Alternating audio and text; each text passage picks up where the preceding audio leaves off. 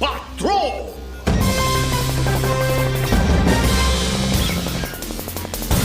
Magandang gabi, bayan! Simulan natin ang balitaan sa insidente ng human trafficking. 8 babae ang na-rescue ng mga pulis sa isang spa na nag-aalok umano ng panandaliang aliw sa mga customer. Exclusive! Nagpapatrol, Jeff Caparas.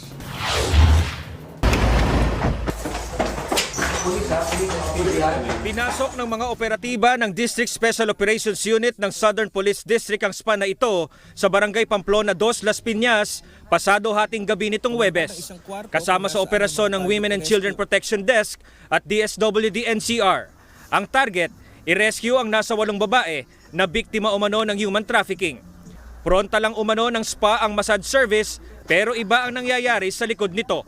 Upon interview po sa ating rescued victims, we had 8 rescued